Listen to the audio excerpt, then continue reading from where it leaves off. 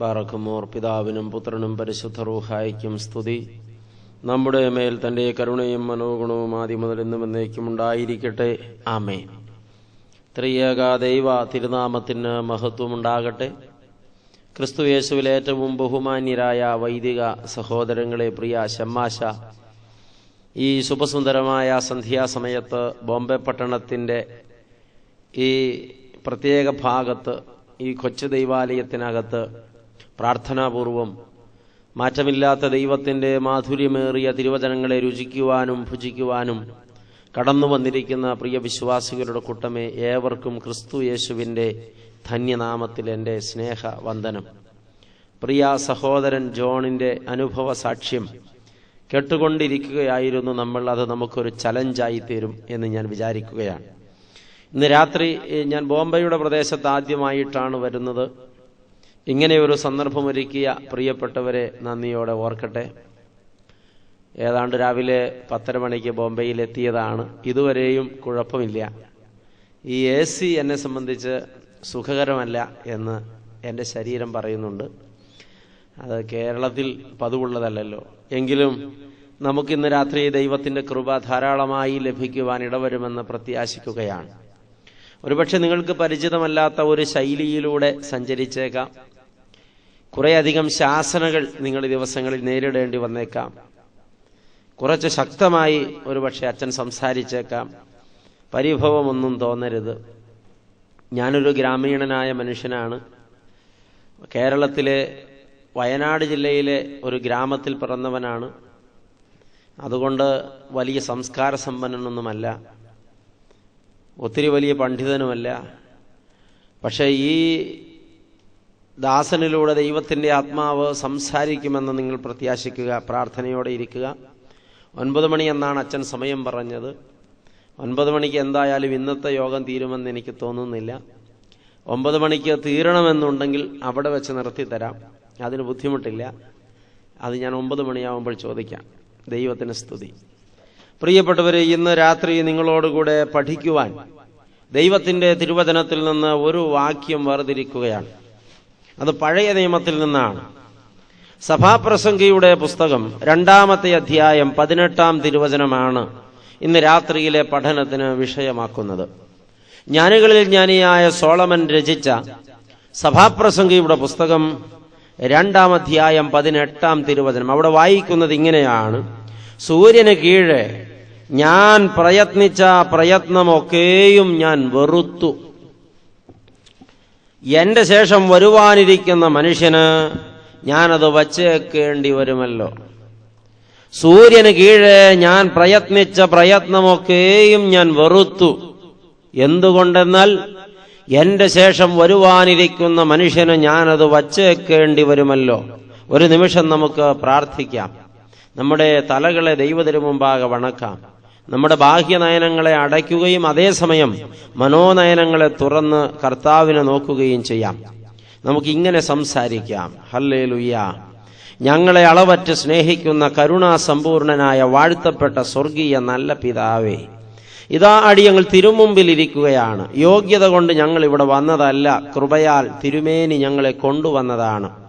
കർത്താവെ, അടിയങ്ങളോട് അലിവ് തോന്നുമാറാകണം. എന്റെ നാമത്തിൽ 2-3 പേർ എവിടെ കൂടി വന്നാലും അവരുടെ മധ്യേ ഞാൻ വരുമെന്ന് വാഗ്ദത്തം ചെയ്ത പരിശുദ്ധ, ഇന്ന് അവിടുന്ന് ഞങ്ങളുടെ മധ്യത്തിൽ ഉണ്ടല്ലോ. ഞങ്ങൾ ഇരിക്കുന്നത് അവിടുത്തെ പാദപീഠത്തിലാണല്ലോ. ഞങ്ങളെ അനുഗ്രഹിക്കണമേ. ഇന്ന് രാത്രിയിലെ പഠനത്തിനായി വായിക്കപ്പെട്ട വേദഭാഗത്തെ വാഴ്ത്തപ്പെട്ട തൃക്കരങ്ങളിൽ വച്ചു തരുന്നു. വാഴ്ത്തി നുറുക്കി വിളമ്പണമേ. ദൈവമേ, ഈ ജനം വിശപ്പോടും ദാഹത്തോടും വന്നവരത്രേ. ഇത് അപ്പത്തിനായിട്ടുള്ള വിശപ്പല്ല, വെള്ളത്തിനായിട്ടുള്ള ദാഹവുമല്ല. പിന്നെയോ തമ്പുരാനെ, ഇത് ദൈവവചനത്തിനായിട്ടുള്ള വിശപ്പും ദാഹവും തന്നെ. നിന്റെ കുഞ്ഞുങ്ങളെ തൃപ്തരാക്കി അയക്കണം. തിബരിയോസിന്റെ കരയിൽ നൂറ്റാണ്ടുകൾക്ക് മുമ്പ് തിരുമുഖത്തേക്ക് നോക്കി തിരുവചനം കേട്ടുകൊണ്ടിരുന്ന പുരുഷാരത്തെ പിരിച്ചയക്കുമ്പോൾ അവരിൽ മനസ്സലിവ് തോന്നി. ചാരത്ത് നിന്ന് ബാലകന്റെ കയ്യിൽ നിന്ന് 5 അപ്പം വാങ്ങി വാഴ്ത്തി നുറുക്കി 5000 വിളമ്പി. എല്ലാവരും തൃപ്തിപ്പെട്ട ശേഷം 12 കൊട്ട അപ്പം മിച്ചമെടുപ്പിച്ച് വീണ്ടും വിശക്കുന്നവർക്ക് വിളമ്പാൻ 12 ശിഷ്യന്മാരെ ചുമതലപ്പെടുത്തി ഏൽപ്പിച്ച പരിശുദ്ധ, ഈ രാത്രി വചനം വാഴ്ത്തി നുറുക്കി വിളമ്പണമേ. നിൽക്കുന്ന നിന്റെ ദാസൻ ബലഹീന പാത്രമല്ലോ. കൃപ കൊണ്ട് അടിയനെ നിറയ്ക്കണം. വയ്ക്കണമേ. ഇപ്പോൾ ഞങ്ങളുടെ ശിരസിനു മുകളിൽ സ്വർഗം തുറന്നു വയ്ക്കണമേ. ദൂതന്മാർ ഊരിപ്പിടിച്ച തിരിയുന്ന അഗ്നിവാളുമായി ഇവിടെ ഇറങ്ങുകയും കയറുകയും ചെയ്യണമേ. പരിശുദ്ധാത്മാവ് ഇവിടെ പനിമഞ്ഞായി പെയ്യണമേ, കൊടുങ്കാറ്റായി വീശണമേ. വചനം ഇവിടെ തീമഴ പോലെ പെയ്തിറങ്ങണമേ. ഞങ്ങൾ ഇരിക്കുന്നിടം മറന്നു പോകത്തക്കവണ്ണം ഞങ്ങളെ ആത്മവിവശതയിലാക്കണമേ. കൃപ കൊണ്ട് ഞങ്ങളെ നിറയ്ക്കുമാറാകണം. താഴ്ത്തി ഏൽപ്പിക്കുന്നു പൊന്നു തമ്പുരാനെ. പ്രാർത്ഥന അവിടുന്ന് കേട്ടതിനാൽ സ്തോത്രം. യേശുവിന്റെ നാമത്തിൽ തന്നെ ആമേൻ. ഹല്ലേലൂയ. ദൈവതിരുനാമത്തിന് മഹത്വമുണ്ടാകട്ടെ. പ്രിയരെ, ഒരുപക്ഷെ നിങ്ങൾക്കൊക്കെ വളരെയേറെ പരിചിതമായിരിക്കാം വായിക്കപ്പെട്ട വേദഭാഗം. ജ്ഞാനികളിൽ ജ്ഞാനിയായ സോളമൻ ചക്രവർത്തി ഇങ്ങനെ കുറിച്ചു: സൂര്യന് കീഴെ ഞാൻ പ്രയത്നിച്ച പ്രയത്നമൊക്കെയും ഞാൻ വെറുത്തു. എന്തുകൊണ്ടെന്നാൽ എന്റെ ശേഷം വരുവാനിരിക്കുന്ന മറ്റൊരു മനുഷ്യനു വേണ്ടി ഞാനത് വച്ചേച്ചു പോകേണ്ടി വരുമല്ലോ. സോളമൻ, കിങ് സോളമൻ ഒരു പ്രതിഭാസമായിരുന്നു ആ മനുഷ്യൻ. സോളമൻ ചക്രവർത്തിയുടെ ജീവിതത്തിന്റെ സായങ്കാലത്ത് ആത്മനൊമ്പരത്തിന്റെ അടിത്തട്ടിൽ നിന്ന് ഉരുത്തിരിഞ്ഞതാണ് സഭാപ്രസംഗി എന്ന പുസ്തകം. സോളമന്റെ പേരിൽ വേദപുസ്തകത്തിൽ വിരചിതമായ ആദ്യ ഗ്രന്ഥമല്ല സഭാപ്രസംഗി. ഇതിനു മുമ്പ് വേറെ 2 പുസ്തകങ്ങൾ സോളമന്റെ പേരിൽ രചിക്കപ്പെട്ടിട്ടുണ്ട്, വേദപുസ്തകത്തിൽ ചേർക്കപ്പെട്ടിട്ടുണ്ട്. ഒന്നാമത്തേത് ഉത്തമഗീത പുസ്തകമാണ്, രണ്ടാമത്തേത് സദൃശ്യവാക്യങ്ങളുടേതാണ്, ഒടുവിലത്തേതാണ് സഭാപ്രസംഗി. സോളമൻ ഈ 3 ഗ്രന്ഥങ്ങളും എഴുതിയതിന്റെ പിന്നിൽ ചില ചരിത്ര യാഥാർത്ഥ്യങ്ങളൊക്കെ ഉണ്ട് എന്ന് ഞാൻ വിചാരിക്കുകയാണ്. ഒരുപക്ഷെ നിങ്ങളൊക്കെ വായിക്കാത്ത ചില താളുകൾ ഇപ്പോൾ അച്ഛൻ വായിച്ചേക്കാം. ഉത്തമഗീത പുസ്തകം, ഒരുപക്ഷെ ആ പുസ്തകത്തെ കുറിച്ച് ഒരുപാട് പരാതി ഞാൻ കേട്ടിട്ടുണ്ട്, ഞാൻ ഒരിക്കൽ പറഞ്ഞിട്ടുമുണ്ട്. ദൈവമെന്ന പദം ഒരു പ്രാവശ്യം പോലും ഉച്ചരിച്ചിട്ടില്ലാത്ത ഒരു പുസ്തകം. സാമാന്യബോധമുള്ളവർ അത് വായിക്കാൻ മെനക്കെടാറില്ല. കുഞ്ഞുങ്ങളൊക്കെ ഇരിക്കെ ചെയ്ത് ഒരു വീട്ടിലും ആ പുസ്തകം ഉറക്കെ ആരും വായിക്കുമെന്ന് എനിക്ക് തോന്നുന്നില്ല. വായിച്ചിട്ടുള്ളവരൊക്കെ പുഞ്ചിരിക്കുന്നുണ്ട്, അല്ലാത്തവരെന്നെ തുറിച്ചു നോക്കുന്നുണ്ട്.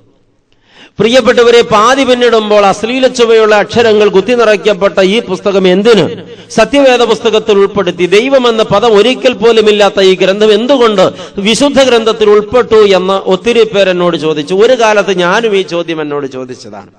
അന്നൊന്നും എനിക്കതിന്റെ ഉത്തരം കിട്ടുകയില്ല. നാളുകൾക്ക് ശേഷം ഉത്തമഗീത പുസ്തകം രചിക്കാനിട വന്ന പശ്ചാത്തലത്തെക്കുറിച്ച് പഠിച്ചപ്പോൾ അത്ഭുതകരമായ അറിവിൽ ഞാൻ ആനന്ദം കൊള്ളുകയായിരുന്നു. എന്താണ് ഉത്തമഗീതത്തിന്റെ പിന്നിലുള്ള വികാരം? ദൈവമക്കളെ, അത് സോളമന്റെ ഒരു അനുഭവമാണ്. സോളമൻ ചക്രവർത്തി അവനൊരു സൗന്ദര്യ ആസ്വാദകനാണ്. ലോകത്ത് കണ്ണിനിമ്പമുള്ളത് എന്തും സ്വന്തമാക്കുന്ന സ്വഭാവമുള്ളവനാണ് സോളമൻ. സോളമന്റെ ചരിത്രം ഇങ്ങനെ പറയാം. സോളമന് സ്വന്തമായി ഒരുപാട് കുതിരകളുണ്ട്. എന്നാൽ അതിലൊരു സുന്ദരിയായ കുതിര, അത് അവന്റെ പ്രേമഭാജനമാണ്, കറുത്ത ഒരു കുതിര. എല്ലാ പ്രഭാതങ്ങളിലും പ്രദോഷങ്ങളിലും തന്റെ സ്വന്തമായ ഈ സുന്ദരി കുതിരപ്പുറത്ത് വാഹനമേറി മലഞ്ചെരുവിലൂടെ ഇളവയിലേറ്റ് കൊടുങ്കാറ്റ് വേഗത്തിൽ കുതിച്ചു പായുക സോളമന് രസമുള്ള സംഗതിയാണ്. എല്ലാ പ്രഭാതത്തിലും പ്രദോഷത്തിലും സോളമൻ കൊടുങ്കാറ്റ് പോലെ ഇങ്ങനെ പാഞ്ഞു പോകാറുണ്ട്. ഇതാ ഒരു സായങ്കാലം സോളമൻ തന്റെ കറുത്ത സുന്ദരിയായ കുതിരമേൽ വാഹനമേറി കൊടുങ്കാറ്റ് വേഗത്തിൽ ഒരു മലഞ്ചെരുവിലൂടെ കുതിച്ചു പായുമ്പോൾ ഒരു നിമിഷം അത്ഭുതകരമായി എന്തോ കാഴ്ച കണ്ടിട്ട് അമ്പരന്ന സോളമൻ തന്റെ കുതിരയുടെ കടിഞ്ഞാൺ പിടിച്ചു നിർത്തി. ചിനച്ചുകൊണ്ട് കുതിര നിൽക്കുമ്പോൾ സോളമൻ വലതുപാർശ്വത്തേക്ക് തിരിഞ്ഞു നോക്കി. ജീവിതത്തിൽ അന്നോളം കണ്ടിട്ടില്ലാത്ത അത്ഭുതകരമായ കാഴ്ച കണ്ട ആളുടെ ഭാവമാണ് അപ്പോൾ സോളമന്റെ മുഖത്ത്. അവന്റെ കണ്ണുകൾ വിടർന്നു, മുഖം വല്ലാത്തൊരു ഭാവം പൂണ്ടു. ഈ അത്ഭുത ദർശനം കണ്ട സോളമൻ ആനന്ദ തന്തുലനായി അവൻ കുതിരപ്പുറത്തു നിന്ന് സാവധാനം താഴെ ഇറങ്ങി. ഈ കാഴ്ച കണ്ട ദിക്കിലേക്ക് അവൻ സാവധാനം നടക്കാൻ തുടങ്ങി. നടക്കുമ്പോൾ യാന്ത്രികമായിട്ടാണ് അവൻ നടക്കുന്നത്. ഈ എന്തായിരിക്കാം സോളമൻ കണ്ടത്? ഒരുപക്ഷെ നിങ്ങൾക്കത് അറിയാൻ കൗതുകം കാണും. പ്രിയപ്പെട്ടവരെ, ഇതാ സോളമൻ നിന്നതിന്റെ വലതുപാർശ്വത്ത് മനോഹരമായ ഒരു ഒലിവുമരം. ഈ ഒലിവുമരത്തിന്റെ കീഴിൽ സുന്ദരിയായ ഒരു പെൺകുട്ടി. സുന്ദരിയായ പെൺകുട്ടി എന്ന് പറഞ്ഞാൽ അവൾക്ക് കാരിരുമ്പിന്റെ കറുപ്പാണ്, കാരിരുമ്പിന്റെ കരുത്തുമുണ്ട്. കാരിരുമ്പിന്റെ കറുപ്പും കാരിരുമ്പിന്റെ കരുത്തുമുള്ള അതിസുന്ദരിയായ ഒരു പെൺകുടി കടഞ്ഞെടുത്ത തങ്കവിഗ്രഹം കണക്കെ ഒലിവുമരത്തിന്റെ കീഴിൽ കരങ്ങൾ വിടർത്തി ഉന്നതങ്ങളിലേക്ക് നോക്കി ധ്യാനനിമഗ്നയായിരിക്കുകയാണ്. ഇവിടെ നിങ്ങൾക്ക് ആശങ്കയുള്ളവായിട്ടുണ്ട്. കാരിരുമ്പിന്റെ കറുപ്പുള്ളവൾ സുന്ദരിയാകുന്നത് എങ്ങനെ? ഒരുപക്ഷെ സഹോദരിമാർക്ക് പരിഭവം തോന്നിയേക്കാം. എന്നാൽ കറുപ്പിനോളം അഴകും കറുപ്പിനോളം കരുത്തും വെളുപ്പിനില്ല എന്നറിയാൻ ഇതുവരെ നമ്മുടെ സഹോദരിമാർക്ക് ഇടം കിട്ടിയിട്ടില്ല എന്നത് ആശങ്കാജനകമാണ്. പ്രിയപ്പെട്ടവരെ, കറുപ്പിനോളം അഴക് വെളുപ്പിനില്ല. കരുത്തിന്റെ കാര്യവും അത് തന്നെ. അറിഞ്ഞില്ലേ നിങ്ങൾ? 10-11 കൊല്ലം മുമ്പ് അന്റാർട്ടിക്കയുടെ പ്രദേശത്ത് വാനനിരീക്ഷണം നടത്തിക്കൊണ്ടിരുന്ന വാനശാസ്ത്രജ്ഞന്മാർ ഞെട്ടിപ്പിക്കുന്ന ഒരു വൃത്താന്തം കണ്ടു. സൂര്യനിൽ നിന്ന് വരുന്ന അൾട്രാവയലറ്റ് പോലുള്ള മരണം വിതയ്ക്കുന്ന മാരകരശ്മികൾ ഭൂമിയിൽ പതിക്കാതിരിപ്പാൻ വിഹായസിൽ വെച്ച് അതിനെ നിർവീര്യമാക്കുന്ന 4 കിലോമീറ്റർ തിക്നെസ് ഉള്ള ഓസോൺ പാളിയിൽ വിള്ളൽ വീണിരിക്കുന്നു. ഞെട്ടിപ്പിക്കുന്ന ഒരു വാർത്തയാണ്. ഓസോൺ പാളി വിഹായസിൽ നിന്ന് മാറിപ്പോയാൽ അൾട്രാവയലറ്റ് നേരിട്ട് ഭൂമിയിൽ വന്ന് പതിക്കും. ഈ കഴിഞ്ഞ 6 മാസം മുമ്പ് വാനനിരീക്ഷണം നടത്തിയ ശാസ്ത്രജ്ഞന്മാർ വീണ്ടും ഞെട്ടിപ്പിക്കുന്ന വൃത്താന്തം പുറത്തുവിട്ടു. ഓസോൺ പാളിയിലെ കീറൽ 16,000 കോടി കിലോമീറ്റർ ദൂരത്തേക്ക് നീങ്ങിക്കഴിഞ്ഞിരിക്കുന്നു. ഒരുപക്ഷെ പ്രിയരെ, നാളെ നട്ടുച്ചയ്ക്ക് ബോംബെ പട്ടണത്തിന്റെ മുകളിൽ ഓസോൺ പാളി നീങ്ങിപ്പോയാൽ പ്രതീക്ഷിക്കണം. പത്രോസ് അപ്പോസ്തലൻ എഴുതിയിട്ടുണ്ട്, അന്ത്യകാലം വരുമ്പോ, ആ ദുർഘട സമയം വരുമ്പോ ആകാശം പനമ്പ് പോലെ ചുരുട്ടി മാറ്റപ്പെടുമെന്ന്. നിങ്ങളത് വായിച്ചിട്ടുണ്ടാകണം. അത് സംഭവിക്കാൻ പോവുകയാണ്. അതിനുള്ള തെളിവുകളൊക്കെ ഇപ്പോൾ വന്നു കഴിഞ്ഞിരിക്കുന്നു. അച്ഛൻ ഇങ്ങനെ പറയട്ടെ, ഓസോൺ പാളി മാറിപ്പോവുകയാണെന്നിരിക്കട്ടെ, നാളെ നട്ടുച്ചയ്ക്ക് വെളുവെളെ വെളുത്തൊരു മനുഷ്യനും കറുകറെ കറുത്തൊരു മനുഷ്യനും മുറ്റത്ത് നിൽക്കുമ്പോഴാണ് ഓസോൺ പാളി മാറിപ്പോകുന്നതെങ്കിൽ വെളുവെളെ വെളുത്ത മനുഷ്യൻ നിന്നിടത്തൊരു പുക മാത്രമേ കാണത്തുള്ളൂ. കറുത്ത മനുഷ്യൻ നിന്നിടത്ത് ഒന്നും സംഭവിക്കില്ല. അയാൾ അങ്ങനെ നിൽക്കും. കറുപ്പിന് നല്ല റെസിസ്റ്റൻസ് പവർ ഉണ്ട്. സായിപ്പിന് നല്ല ബുദ്ധിയുണ്ട് പ്രിയപ്പെട്ടവര്. അതുകൊണ്ട് സായിപ്പ് ഈ നാളിൽ എന്താ ചെയ്യുന്നത്? കേരളത്തിൽ വന്ന് വസ്ത്രങ്ങളെല്ലാം ഉരിഞ്ഞു കളഞ്ഞ് കടൽ തീരത്ത് എണ്ണ തേച്ചിട്ട് കിടന്ന് കറുപ്പിക്കാൻ നോക്കുക. എന്താ കാരണം? ഓസോൺ പാളി പോകാറായി എന്നവന് മനസ്സിലായി. എന്നാൽ നമ്മുടെ മലയാളികൾ എന്താ ചെയ്യുന്നത്? പരമാവധി സായിപ്പിനെ പോലെ ആകാൻ കയ്യിൽ കിട്ടുന്ന സകല ക്രീമും വാങ്ങിച്ചു തൂത്ത് വെളുപ്പിക്കുകയാണ്. മണ്ടത്തരത്തിനൊരു പരിധി വേണ്ടേ? കറുത്തിരിക്കുന്നതാണ് എപ്പോഴും ദീർഘായുസിന് നല്ലത്. കറുത്ത നിറമുള്ളവർ ഇന്ന് തന്നെ എനിക്കെന്തെങ്കിലും തന്നേക്കും. പ്രിയപ്പെട്ടവരെ, നമുക്ക് പ്രത്യാശിക്കാൻ ഞാനിങ്ങനെ പറഞ്ഞു തുടങ്ങിയിട്ടേ ഉള്ളൂ. മുൻപോട്ട് പോകാം. ഇതാ സോളമനി കറുത്ത സുന്ദരിയെ കണ്ട് അമ്പരന്നു. ലോകത്തിന്നോളം ഇത്രയും ആകർഷകത്വമുള്ളൊരു രൂപം അവൻ കണ്ടിട്ടില്ല. ഇത് സ്ത്രീയോ അതോ അപ്സരസോ, ഭൂമി പിളർന്നു ഉയർന്നു വന്നതോ ആകാശം കീറി ഇറങ്ങി വന്നതോ? ഈ ഒലിവ് മരത്തിന്റെ കീഴിൽ പ്രകൃതിക്ക് ഇണങ്ങിച്ചേർന്ന് കരം വിരിച്ച് മുഖമുയർത്തി ധ്യാനനിമഗ്നയായിരിക്കുന്ന ഈ പെൺകുടി ആര്? അത്ഭുതപൂർണനായി അടുത്തു വന്നു നിന്ന് സോളമന്റെ കാൽപര്യമാറ്റം കെട്ടി ഞെട്ടി കണ്ണു തുറന്ന പെൺകുടി അവനെ കണ്ട് അമ്പരന്നു. ഫോളോ ചെയ്യാൻ പറ്റുന്നുണ്ടോ? ഉണ്ടോ? അവൾ ചാടി എഴുന്നേറ്റു. അവളുടെ മുഖം വിവരണമായി. അവൾ കൂപ്പുകൈയോടെ നിന്നു. അല്ലയോ ആചാര്യ, അല്ലയോ കുലീനനായ പുരുഷ, അവിടുന്ന് ആരാണ്? എന്തിനെന്നെ തുറിച്ചു നോക്കുന്നു? സോളമൻ ആ ചോദ്യം കേട്ടില്ല. അവൾ ഒന്നുകൂടെ ഉറക്കെ ചോദിച്ചു, അവിടുന്ന് ആരാണ്? എന്തിനെന്നെ തുറിച്ചു നോക്കി നിൽക്കുന്നു? സ്വപ്നത്തിൽ നിന്ന് ഞെട്ടി ഉണർന്നതുപോലെ സോളമൻ കൺതുറന്ന് അവളെ തന്നെ നോക്കിയിട്ട് ചോദിച്ചു, അല്ലയോ തരുണീരത്നമേ, നീ ആരാണ്? ജീവിതത്തിൽ ഇന്നയോളം ഇതുപോലെ സുന്ദരിയായ ഒരു പെണ്ണിനെ കണ്ടിട്ടില്ല. ഞാൻ അമ്പരപ്പോടെ ഞാൻ നിന്നെ നോക്കി നിൽക്കയാൽ എനിക്ക് നിന്നോട് എന്തെന്നില്ലാത്ത വല്ലാത്തൊരു പ്രേമം തോന്നുന്നു. അവൾ പറഞ്ഞു, വേണ്ട, അത് അസാധ്യമാണ്. അങ്ങനെ തോന്നരുത്. നിനക്കെന്നെ മനസ്സിലായിട്ടില്ല. ഞാൻ കിങ് സോളമൻ ചക്രവർത്തി, ലോകത്തെ ഏറ്റവും വലിയ സാമ്രാജ്യത്തിന്റെ ഉടമ. ഇമ്പമെന്ന് തോന്നുന്നത് എന്തും സ്വന്തമാക്കുന്നവനാണ് ഞാൻ. വരിക പെൺകുടി, വരിക. ഞാൻ നിന്നെ എന്റെ കൊട്ടാരത്തിന്റെ അലങ്കാരമാക്കാം. നിന്നെ ഞാൻ എന്റെ പട്ടമഹിഷിയായി എന്റെ കൊട്ടാരത്തിൽ പാർപ്പിക്കാം. നീ എന്നോടൊപ്പം വരിക. അവളുടെ കണ്ണുകൾ പെട്ടെന്ന് നിറഞ്ഞു തുളുമ്പി. അവൾ കൈകൾ കൂപ്പി മുട്ടുകുത്തി നിന്നു. എന്തിനെ നീ കരയുന്നതെന്ന് സോളമൻ ചോദിച്ചപ്പോ ആ പെൺകുടി പറഞ്ഞു, മഹാരാജൻ മാപ്പാക്കണം. എന്റെ വിവാഹ നിശ്ചയം കഴിഞ്ഞതാണ്. എനിക്കൊരു മണവാളനുണ്ട്. അവന്റെ എഴുന്നള്ളത്തിനായി കാത്തിരിക്കുകയാണ് ഞാൻ ഈ മലഞ്ചെരുവിൽ.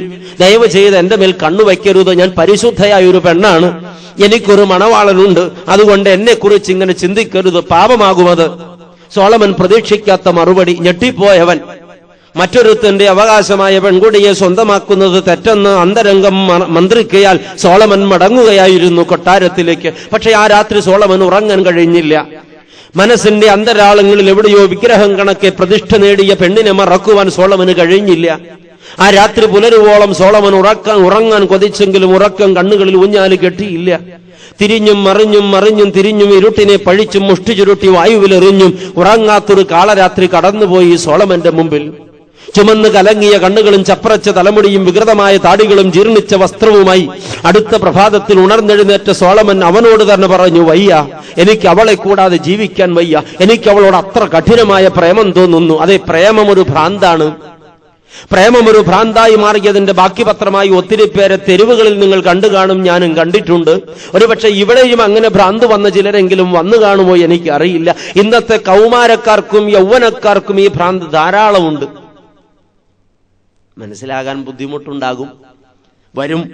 പ്രിയപ്പെട്ടവരെ, സോളമൻ ഉറങ്ങാൻ കഴിഞ്ഞില്ല. രാവിലെ അവൻ ചോദിച്ചു, എനിക്ക് അവളെ കൂടാതെ ജീവിക്കവയ്യ, ഞാൻ എന്ത് ചെയ്യും? ഉടനെ സോളമന്റെ അന്ധക്കരണം മന്ത്രിച്ചു, എന്റെ കൊട്ടാരത്തിൽ ലാവണ്യനാവുകൊണ്ട് ആരെയും വശീകരിക്കുന്ന സുന്ദരികളായ സ്ത്രീരത്നങ്ങളുണ്ടല്ലോ, അവരെ പറഞ്ഞയച്ചിട്ട് അവളെ വശീകരിക്കാം. ഒരു പക്ഷേ ഞാൻ പറഞ്ഞിട്ട് അവൾക്ക് മനസ്സിലായില്ല സോളമന്റെ പ്രതാപം എന്താണെന്ന്, ഞാൻ അവളെ വശീകരിക്കും. യെരുശലേമിലെ സ്ത്രീരത്നങ്ങളെ വിളിച്ച് സോളമൻ നിയോഗിച്ചയച്ചു. അവർ കുളിച്ച് തൈലം പൂശി പട്ടുവസ്ത്രം ധരിച്ച് താഴ്വരയിലേക്ക് പാറിപ്പറന്നു ചെന്ന് പ്രഭാതം മുതൽ പ്രദോഷം വരെ സോളമൻ ചക്രവർത്തിയുടെ മഹത്വ പ്രതാപങ്ങളെക്കുറിച്ച് വർണ്ണിച്ച് കൽപ്പിച്ചിട്ട് ഈ പെണ്ണിന്റെ മനമിളക്കാൻ അവർക്ക് കഴിഞ്ഞില്ല. സായങ്കാലത്ത് പടിഞ്ഞാറേ ചക്രവാളത്തിൽ സൂര്യഗോളം ഊളിയിട്ടിറങ്ങുമ്പോ ഈ പെൺകൊടി ഈ യെരുശലേം പുത്രിമാരോട് പറഞ്ഞു, നിങ്ങൾ എനിക്ക് ചുറ്റുമിരുന്ന് വെറുതെ എന്നെ ഇങ്ങനെ വശീകരിക്കാൻ ശ്രമിക്കേണ്ട. എന്റെ മനമിളക്കാൻ ലോകത്തൊരു ശക്തിക്കും കഴിയില്ല. ഞാനൊരു പുരുഷന് വിവാഹനിശ്ചയം ചെയ്യപ്പെട്ടവളാണ്. എന്റെ മണവാളനല്ലാതെ പരപുരുഷനെ മനസ്സിൽ പോലും ധ്യാനിക്കാൻ എനിക്ക് കഴിയില്ല. മടങ്ങണം, നിങ്ങൾ എന്നെ കൊണ്ടുപോകാൻ നിൽക്കാതെ. നിരാശപ്പെട്ടി കന്യകമാർ ഈ സ്ത്രീരത്നങ്ങൾ മടങ്ങി വരുമ്പോ സോളമൻ എന്ന പ്രഭാതം മുതൽ ഇരുന്നിട്ടില്ല, വിശ്രമിച്ചിട്ടില്ല. കൈകൾ കുട്ടിത്തിരുമും, പിന്നെ കുറെ നേരം തലയിൽ വിരലോടിക്കും, പിന്നെ കൈ പുറകിൽ കിട്ടും, തെക്കോട്ടും വടക്കോട്ടും മാറി മാറി ഉലാത്തുകയാണ്. ആ പെൺകുട്ടികൾ ഏത് നിമിഷവും ഈ കന്യകയെ കൊണ്ടുവരും. അവൻ കാത്തിരിക്കുകയാണ്. പക്ഷേ ദൂരെ നിന്നവർ ഒരുമിച്ച് വരുന്ന കാഴ്ച കണ്ട് അമ്പരന്നവൻ കണ്ണിങ്ങനെ സൂക്ഷ്മതയോടെ നോക്കി. പക്ഷേ അവൻ ഞെട്ടി. കൂട്ടത്തിൽ അവൾ ഉണ്ടായിരുന്നില്ല. അവൻ ചോദിച്ചു, വന്നില്ലയോ അവൾ? മഹാരാജൻ, ഞങ്ങളാൽ ആവോളം ഞങ്ങൾ അവളെ വശീകരിക്കാൻ ശ്രമിച്ചു, പക്ഷേ അവളെ മനമിളക്കാൻ ലോകത്തൊരു വാക്കിനും ഒരു ശക്തിക്കും കഴിയില്ല. അവൾക്ക് കഠിനമായ തീരുമാനവും വ്രതവുമാണ്. മാപ്പാക്കണം. സോളമൻ ആകെ അസ്വസ്ഥനായി. ഉറങ്ങാത്ത രണ്ടാമത്തെ കാളരാത്രിയും കടന്നുപോയി. പിറ്റേന്ന് പ്രഭാതത്തിൽ അവൻ പറഞ്ഞു, എനിക്ക് അവളെ കൂടാതെ ജീവിക്കവയ്യ, ഞാൻ എന്ത് ചെയ്യും? അപ്പോൾ അവൻ ഓർമ്മ വന്നു, യെരുശലേമിൽ വേറെയും കുറെ കന്യകമാരോട് സ്ത്രീകളുണ്ട്. ഇന്നലെ പോയവരെക്കാൾ നന്നായി ആരെയും വശീകരിക്കുന്ന സ്ത്രീരത്നങ്ങൾ. സ്ത്രീക്ക് ആരെയും വശീകരിക്കാൻ വല്ലാത്തൊരു ശക്തി ഉണ്ട്. അത് സ്ത്രീക്ക് ഒരു പക്ഷേ നല്ല ബോധ്യമില്ല, പുരുഷന്മാർക്ക് ഒരു പക്ഷേ അനുഭവ ബോധ്യം കാണും. പ്രിയപ്പെട്ടവരെ, ഈ സ്ത്രീകൾ വേറൊരു ഗ്രൂപ്പ് സ്ത്രീകളെ സോളമൻ പറഞ്ഞയച്ചു.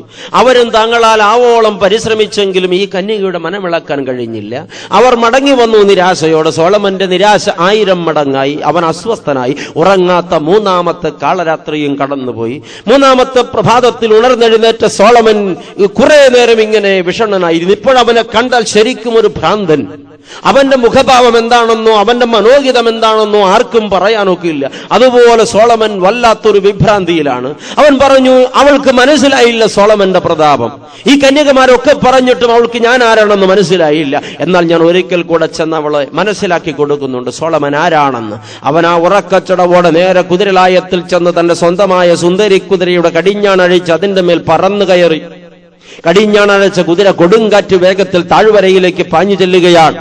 പ്രഭാതത്തിൽ മഞ്ഞുകണങ്ങൾ പുൽനാമ്പുകളുടെ അറ്റത്ത് പളുങ്കുമണി പോലെ പുഞ്ചിരി തൂകി നിൽക്കുന്നവയെ ചവിട്ടി മെതിച്ചുകൊണ്ട് ഈ കുതിര കൊടുങ്കാറ്റ് വേഗത്തിൽ താഴ്വരയിൽ ഒലിവുമരത്തിന്റെ ചുവട്ടിൽ ചെന്ന് നിന്നപ്പോ അപ്പോഴും ആ പെൺകുട്ടി ധ്യാനിക്കുകയായിരുന്നു. ഞെട്ടിപ്പിടഞ്ഞെഴുന്നേറ്റ് അവൾ ചോദിച്ചു, മഹാരാജൻ എന്തേ അവിടുന്ന് വീണ്ടും എഴുന്നള്ളി വന്നത്? സോളമന്റെ കണ്ണുകളിൽ അഗ്നിയാളുന്നുണ്ടായിരുന്നു. അവന്റെ അധരങ്ങൾ വിറയ്ക്കുന്നുണ്ടായിരുന്നു. അവൻ കുതിരപ്പുറത്ത് നിന്ന് താഴെ ഇറങ്ങി അവളെ രൂക്ഷമായി നോക്കി. എന്നിട്ട് ചോദിച്ചു, പെണ്ണെ, നീ ഇത്രമാത്രം അഹങ്കരിക്കരുത്. ഞാൻ ആരാണെന്ന് നിനക്ക് ഇപ്പോഴും മനസ്സിലായിട്ടില്ല. ഞാൻ കിങ് സോളമൻ, 127 രാജാക്കന്മാരിൽ നിന്ന് കപ്പം വാങ്ങുന്നവൻ, സകല ലോകവും എന്റെ മുമ്പിൽ ഓച്ചാനിച്ച് കൂപ്പുകൈയോടെ നിൽക്കുന്നവൻ. ഞാൻ പ്രതാപകളിൽ പ്രതാപിയായ കിങ് സോളമൻ, കിങ് ഡേവിഡിന്റെ ഇഷ്ടപുത്രൻ. മനസ്സിലായോ നിനക്ക്? നീ ആരെയാണ് കാത്തിരിക്കുന്നത്? ആരാണ് നിന്റെ മണവാളൻ? ആർക്കാണ് നീ നിന്നെ തന്നെ അടിയറ വെച്ചത്? സോളമനേക്കാൾ യോഗ്യനായി ലോകത്താരുള്ളൂ? പറ, എന്തിനു നീ അവനായി കാത്തിരിക്കുന്നു? അവന്റെ ക്വാളിറ്റി എന്താ? ക്വാളിഫിക്കേഷൻ എന്താ? എന്നെ അത് പഠിപ്പിക്ക്. എനിക്കത് ബോധ്യപ്പെട്ടാൽ ഞാൻ നിന്നെ അവന് വേണ്ടി വിട്ടേച്ചു പോകും. നീ എന്നെ കബളിപ്പിക്കുന്നുവെന്ന് കണ്ടാൽ കൊണ്ടുപോകുന്നതിന് ഞാൻ അധികാരത്താൽ. ഇത് സോളമന്റെ കൽപ്പനയാണ്. ആ പെൺകുടിയുടെ കണ്ണുകൾ നിറഞ്ഞു തുളുമ്പി. അവൾ മുട്ടുകുത്തി നിന്നു. അവൾ വിതുമ്പി. അവൾ പറഞ്ഞു, മഹാരാജൻ കേൾക്കണം എന്റെ കഥ, എന്റെ ജീവിത കഥ. അവൾ പിന്നെ പറഞ്ഞ കഥ അതിങ്ങനെയായിരുന്നു. ദൈവമക്കളെ, എന്താണ് അവളുടെ കഥ? അവൾ 6-7 ആങ്ങളമാർക്ക് ഒറ്റ പെങ്ങളാണ്. സുന്ദരിയാണ്, മിടുക്കിയാണ്. പറഞ്ഞല്ലോ, അവൾ വളർന്ന് കൗമാരകാലം കടന്ന് യൗവനത്തിലേക്ക് കാലൂന്നുമ്പോ ലോകത്തിന്റെ അഴുക്ക് ചാലുകളിലേക്ക് അവളുടെ കാലുകൾ പതറുന്നു എന്ന് ആങ്ങളമാർക്ക് തോന്നി. ഈ പെൺകൊടി വഷളായി പോകുമെന്നവരുടെ അന്തരംഗം മന്ത്രിച്ചു. എന്നാൽ ഈ പാവം പെൺകൊടിയെ നാശത്തിലേക്ക് വിടുവാൻ ആങ്ങളമാർക്ക് മനസ്സായില്ല. അവർ അവളെ പിടികൂടിക്കൊണ്ടുവന്ന് ഒരു താഴ്വരയിൽ, 4 ചുറ്റും മനോഹരമായ മലകളാൽ ചുറ്റപ്പെട്ട സുന്ദരമായ താഴ്വരയിൽ അവർക്ക് സ്വന്തമായി ഉണ്ടായിരുന്ന മുന്തിരിത്തോപ്പിൽ ഒരു പർണശാല കെട്ടി അവളെ അവിടെ പാർപ്പിക്കുകയാണ്. സത്യത്തിൽ ഒരു വീട്ടുതടങ്കൽ അല്ലെങ്കിൽ ഒരു നാടുകടത്തൽ, അഴുക്കായി പോകാതിരിക്കാൻ ചെയ്തതാണ്. ഈ പ്രകൃതിയുടെ രമണീയതയ്ക്ക് മധ്യേ വന്നുപെട്ടപ്പോൾ ഈ പെൺകുട്ടിക്ക് അത് ആശ്വാസമായില്ല. ലോകത്തിന്റെ ഇമ്പങ്ങൾ ആസ്വദിച്ച് പോകേണ്ട യൗവനകാലത്തൊരടിമത്വം പോലെ, ഒരു തടവറ പോലെ ഈ താഴ്വര അവൾക്ക് തോന്നി. ആദ്യം അവൾ ഏറെ വിലാപം കഴിച്ചു, കുറെ പൊട്ടിക്കരഞ്ഞു, അവൾ അത്യുച്ചത്തിൽ നിലവിളിച്ചു. കേൾപ്പാൻ ആരുമുണ്ടായിരുന്നില്ല. ഏകയായ ഒരു താഴ്വരയിൽ ഒരു പെൺകുടി. മനോഹരമായ മുന്തിരിത്തോട്ടത്തിനുള്ളിലൂടെ അവൾ നടന്നു. പച്ചപ്പട്ട് പുതച്ച ഹരിതവർണാഭമായ സുന്ദരമായ താഴ്വര. കിളികൾ അവിടെ പാറി നടന്ന് കിന്നാരം പറയുന്നു, പൂമ്പാറ്റകൾ അവിടെ നൃത്തം ചെയ്യുന്നു. ഈ താഴ്വര ക്രമേണ ക്രമേണ ക്രമേണ അവളുടെ ഹൃദയത്തിൽ ഇടം കണ്ടെത്തുകയായിരുന്നു. അതേ പ്രിയപ്പെട്ടവരെ, രമണീയമായ പ്രകൃതി ആരെയും ഹഠാതാകർഷിക്കും. സത്യമാണത്. ഈ പ്രകൃതിയുടെ ഹരിതഭംഗി അത് ആർക്കും ആനന്ദമുളവാക്കുന്നതാണ്. ഞാനിങ്ങനെ ഓർക്കുന്നു, കേരളത്തെ പോലെ സുന്ദരമായൊരു സ്വർഗം ലോകത്ത് വേറെ കാണില്ല. അത്ര മനോഹരമാണ് പ്രിയപ്പെട്ടവരെ ആ നീണ്ടുകിടക്കുന്ന കേരളം. പക്ഷെ ആ മലയാളിക്കൊരിക്കലും മലയാളക്കരയുടെ മഹത്വം അറിയില്ല എന്ന് പറഞ്ഞാൽ അത് സത്യമാണ്. മണലാരണ്യത്തിൽ നാളുകൾ താമസിച്ചിട്ട് മടങ്ങി വരുന്നവൻ ആകാശത്ത് വെച്ച് കേരളത്തിന്റെ കാഴ്ച കാണുമ്പോൾ അന്തരാത്മാവിൽ നിന്നൊരാളല, എന്റെ നാട്, ഹരിതവർണാഭമായ പച്ചപ്പട്ട് പുതച്ച മലയാളക്കര. അത് ഉള്ളിലുണ്ടാക്കുന്ന ആനന്ദം വളരെ വളരെ വളരെ നിറവുള്ളതാണ് പ്രിയപ്പെട്ടവരെ. ബോംബെയുടെ കഥ പറയാൻ എനിക്ക് അറിയില്ല, പോകട്ടെ. നോക്കട്ടെ പ്രിയപ്പെട്ടവരെ, ഈ പ്രകൃതിയോട് വൈകാതെ അവൾ ഇണങ്ങിച്ചേർന്നു. പ്രഭാതങ്ങളിൽ ഈ മഞ്ഞുകണങ്ങളിലെ പുൽനാമ്പുകളുടെ അറ്റത്ത് പുഞ്ചിരി തൂകുന്ന മഞ്ഞുകണങ്ങളെ കൊലുസിട്ട് കാലുകൊണ്ട് തട്ടിത്തെറിപ്പിച്ച് താഴ്വരയിൽ നൃത്തം ചവിട്ടി കിളികളോട് കിന്നാരം പറഞ്ഞ് പൂമ്പാറ്റകളോടൊപ്പം പാറി നടന്ന് അവൾ ഈ താഴ്വരയുടെ ഭാഗമായി മാറി. പ്രകൃതിയിൽ ജനിച്ചവളെന്ന് തോന്നും ഇപ്പോഴവളെ കണ്ടാൽ. അവൾ ഈ പ്രകൃതിയുടെ ഭാഗമാണ്. അവൾ ഉല്ലാസപൂർണയാണ്. അവൾ ലോകത്തിന്റെ ഇമ്പങ്ങളെ മറന്നു. പ്രകൃതി അവളും ഒന്നായി മാറി. ഈ താഴ്വര അവൾക്ക് സ്വർഗമായി തോന്നി. ഉല്ലാസവതിയായി അവൾ ഈ താഴ്വരയിൽ നിറഞ്ഞ് ആടുകയാണ്. നാളുകൾ കടന്നുപോയി, കാലചക്രം തിരിഞ്ഞു. വേനലും മഞ്ഞും മഴയുമായി കാലം പതുക്കെ കടന്നുപോയെന്ന് കവി പാടിയതുപോലെ ഇതാ ഒരു സായങ്കാലം ഈ പെൺകൊടി ഇതുപോലെ പൂമ്പാറ്റകളോടൊപ്പം നൃത്തമാടിയും കിളികളോട് കിന്നാരം പറഞ്ഞും താഴ്വരയിൽ ഇങ്ങനെ പാറി പാറി നടക്കുകയാണ്. മുന്തിരിത്തോട്ടത്തിനുള്ളിലൂടെ അവൾ ഊളിയിട്ട് ഇടയ്ക്കിടെ ഇറങ്ങിയും കയറിയും പോകും. ഇതാ ഈ യാത്രക്കിടയിൽ പെട്ടെന്നൊരു നിമിഷം അവളുടെ പാദചലനങ്ങൾ അറ്റു. എന്തോ ഭീകരമായ കാഴ്ച കണ്ട് ഭീതിയാൽ അവളുടെ കണ്ണുകളിൽ അഗ്നിയാളി. അവളുടെ ഹൃദയമിടിപ്പിന്റെ താളം തെറ്റി. അവളുടെ മുഖം വിവരണമായി. ഇപ്പോൾ പ്രാണൻ പോകുമെന്നൊരവസ്ഥയിലാണ് അവളുടെ മുഖം കണ്ടാൽ. എന്തോ കണ്ടവൾ ഭയപ്പെട്ടിരിക്കുന്നു. എന്താണ് ഈ പെൺകൊടി കണ്ടതെന്നല്ലേ? ഇരതേടി ഇറങ്ങിയ ഒരു ക്രൂരസിംഹം വഴിതെറ്റി വന്നതാണ് ഈ താഴ്വരയിൽ. ആ ഇരതേടി നടന്ന സിംഹത്തിന്റെ മുമ്പിലാണ് അവൾ വന്നുപെട്ടത്. ഓർക്കണം, ഒരു ക്രൂരസിംഹം തന്റെ ഇരയെ കണ്ട ആനന്ദത്താൽ ഈ ക്രൂരസിംഹം ഒന്ന് വല്ലാതെ ധർമ്മിഷ്ഠകൾ പുറത്തു കാട്ടി നാവെല്ലാം ഒന്ന് നൊട്ടിനുണഞ്ഞു. മുൻകാലുകളിൽ പതുങ്ങി പിൻകാലുകളിൽ സർവശക്തിയും സംശീകരിച്ചു. വാലുവടി പോലെ നിന്ന് ലക്ഷ്യത്തിലേക്ക്, ഈ പെൺകുട്ടിയിലേക്ക് കണ്ണുകൾ തുറിച്ചു നോക്കുകയാണ്. ഈ സിംഹം ഏതു നിമിഷവും വായുവിൽ ഉയർന്നു ചാടും. ചാടി വന്നാൽ തന്നെ പറിച്ചു കീറി തിന്നും. അവൾക്ക് നിമിഷങ്ങൾക്കുള്ളത് മനസ്സിലായി. മരണം മുന്നിൽ കണ്ട ഈ പെൺകുട്ടി അതിഭീതിയോടെ രണ്ട് ചെവികളും പൊത്തിപ്പിടി ചണ്ടകടാഹം നടുങ്ങുമാർ ഉച്ചത്തിൽ അലറി നിലവിളിച്ചു, അയ്യോ രക്ഷിക്കണേ എന്നൊരു നിലവിളി. പ്രിയപ്പെട്ടവരെ, പ്രാണവേദനയിൽ പിടഞ്ഞിട്ടുള്ള നിലവിളിയാണ് ഈ ദാരുണമായ നിലവിളി. ആ പെൺകുട്ടിയുടെ കണ്ടനാളം പൊട്ടി ഉയരങ്ങളിലേക്ക് ഉയർന്ന അലകളായി അലകളായി അലകളായി അലകളായി ഇതിങ്ങനെ പാറിപ്പറന്ന് 7 മാമലകൾക്കപ്പുറത്ത് തന്റെ ആടുകൾ മേച്ചുകൊണ്ടിരുന്ന ഒരു ഇടയച്ചെറുക്കന്റെ കാതുകളിൽ അലയടിക്കുകയാണ്. 7 മാമലകൾക്കപ്പുറത്ത് ആട് മേച്ചുകൊണ്ടിരുന്ന ഇടയച്ചെറുക്കന്റെ കാതുകളിൽ. ഇടയച്ചെറുക്കനെ കുറിച്ച് 2 വാക്ക്. ദൈവമക്കളെ, കടഞ്ഞെടുത്ത തങ്കവിഗ്രഹം അവന്റെ മുമ്പിൽ തോറ്റുപോകും. അവന് പവിഴത്തിന്റെ നിറമാണ്, കോമള രൂപിയാണ്, സുനേത്രനാണ്. അവന്റെ തലമുടി തങ്കനൂലുകളാണ്, തനി തങ്കനൂലുകൾ, ചുരുണ്ട തങ്കനൂലുകൾ. ക്ഷൗരക്കത്തി തൊട്ടിട്ടില്ലാത്ത, ജനിച്ച ശേഷം ക്ഷൗരം ചെയ്തിട്ടില്ലാത്ത ഈ ഇടയൻ ഊനമില്ലാത്ത പുരുഷനാണ്.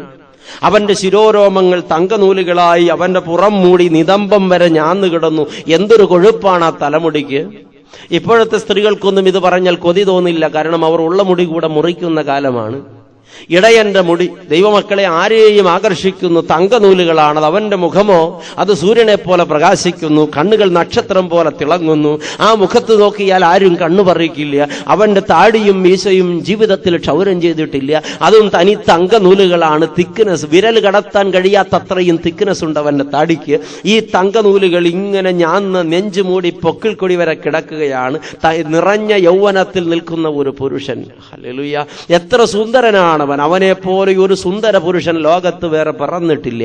ഈ നിലവിളി അവന്റെ കാതുകളിൽ അലയടിച്ചപ്പോ നിമിഷങ്ങൾക്കുള്ളിൽ അവൻ ജാഗരൂകനായി. ആരോ പ്രാണനു വേണ്ടി പിടയുന്നു, ആരോ അതിദാരുണമായി നിലവിളിക്കുന്നു. സ്ത്രീ ശബ്ദമാണല്ലോ. ശബ്ദം കേട്ട ദിക്കിലേക്ക് അവൻ കാതോർത്തു. ആരാണ് കരയുന്നത്? ഒരു നിമിഷം ആ അലകൾ വീണ്ടും ഉയർന്നു വരികയാണ്. ആരോ അപകടത്തിൽപ്പെട്ടു, രക്ഷിക്കണം, ഇതെന്റെ നിയോഗമാണ്, വീണ്ടെടുക്കണം, ഇതെന്റെ നിയോഗമാണ്, ചെയ്തേ പറ്റൂ. അവന്റെ ആടുകളെയും സാഹചര്യങ്ങളെയും ഒക്കെ മറന്നിട്ട് ശബ്ദം കേട്ട ദിക്കിലേക്ക് ഓടാൻ തുടങ്ങി. ദൈവമക്കളെ, കൊടുങ്കാറ്റു വേഗത്തിലാണ് അവൻ ഓടുന്നത്. നിലവിലുള്ള വഴികളിലൂടെ ഓടിയാൽ രണ്ട് അനർത്ഥം വരും. ഒന്ന്, വളഞ്ഞും തിരിഞ്ഞും ഓടുമ്പോ സമയം കൂടുതൽ എടുക്കും. രണ്ട്, വഴി തെറ്റാൻ സാധ്യതയുണ്ട്.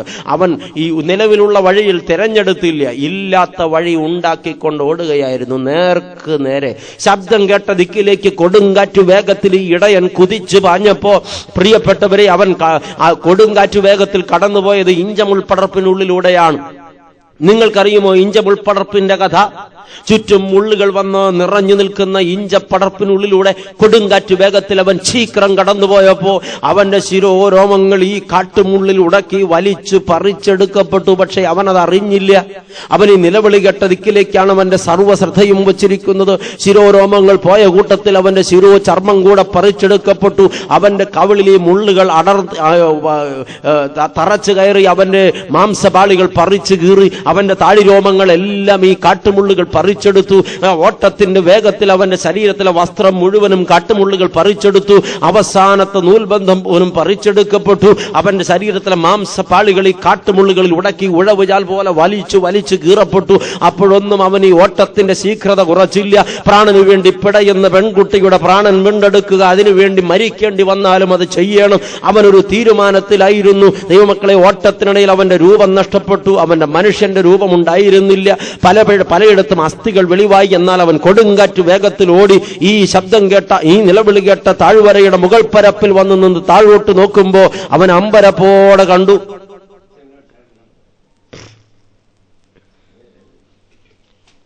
ഇതാദ്യം ചെയ്തെങ്കിൽ ഈ ക്ലൈമാക്സ് ഇപ്പൊ കളയേണ്ടി വരില്ലായിരുന്നു.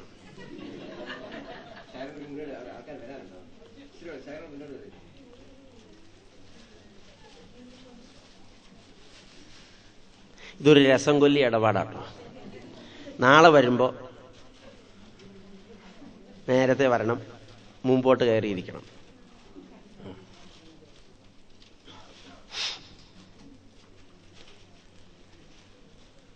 ശ്രദ്ധിച്ച്, കൊടുങ്കാറ്റ് വേഗത്തിൽ കുതിച്ചു വന്ന് മാമലയ്ക്ക് മുകളിൽ നിന്ന് താഴോട്ട് നോക്കി ഇടയൻ കണ്ടത് ഞെട്ടിപ്പിക്കുന്നൊരു കാഴ്ചയാണ്. പാവം പിടിച്ചൊരു പെൺകുടി മരണത്തെ മുന്നിൽ കണ്ട് കണ്ണ് രണ്ടും പൊത്തി മരിക്കാൻ തയ്യാറായി നിൽക്കുന്നു. ഒരു ക്രൂരസിംഹം വായുവിൽ കുതിച്ചു പൊങ്ങി ധർമ്മിഷ്ഠകൾ പുറത്തു കാട്ടി അതിശീഘ്രം ഈ കുട്ടിയിലേക്ക് അടുത്തു വരുന്നു. ഒരു നിമിഷം ഈ ഇടയ മലമുകളിൽ നിന്നൊന്ന് കുതിച്ചു. കൊടുങ്കാറ്റ് വേഗത്തിൽ അവൻ കുതിച്ചു താഴേക്ക് വന്നു. ഈ സിംഹം ഈ പെൺകുട്ടിയെ തൊട്ടില്ല എന്നായപ്പോ അപ്രതീക്ഷിതമായി പാഞ്ഞു വന്ന ഇടയനാ സിംഹത്തിന്റെ നെഞ്ചുകൂടിൽ ഒരൊറ്റ ചവിട്ട്. ലക്ഷ്യം തെറ്റി ദൂരേക്ക് തെറിച്ചു വീണ സിംഹം എന്തു പറ്റിയെന്നറിയാൻ കൺതുറന്ന് നോക്കുമ്പോ തന്റെ ഇരയെ തട്ടിയെടുക്കാൻ ഇതാ ഒരു ശത്രു.